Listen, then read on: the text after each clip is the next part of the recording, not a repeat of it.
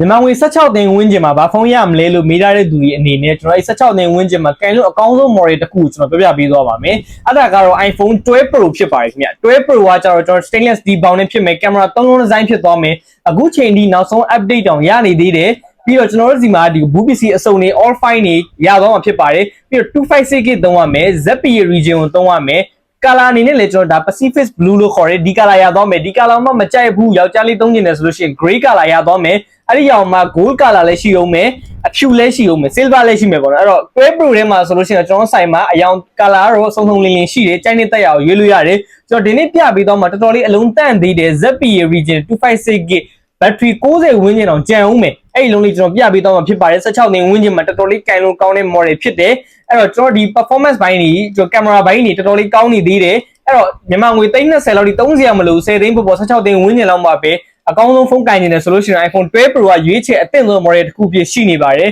ပြီးတော့ဖုန်းကိုကဲလို့ကြည့်နေတယ်ဆိုလို့ရှိရင် maybe ဆိုင်အောင်လာလို့လည်းရဆိုကျွန်တော် video call တွေတစ်စင်းကနေကျွန်တော်ပြပေးတာမျိုးတွေရှိတယ်အဲ့တော့ TikTok chat box ကတစ်စင်းလာမေးပေးပါမှာယူခြင်းနဲ့ဆိုလို့ရှိရင်39958686ကိုဆက်သွယ်ပြီးတော့မှာယူလို့ရပါတယ်ဆိုင်မှာလာရောက်ကြည့်ရှိမှဝယ်ယူခြင်းနဲ့ဆိုလို့ရှိရင်တော့ကုန်စည်တန်းလန်းအောက်ဘလောက်တင်းကြီးစေးကားမတန်ဒီပဲတဲ့မြို့နယ်မှာကျွန်တော် MK Mobile တည်ရှိပါတယ်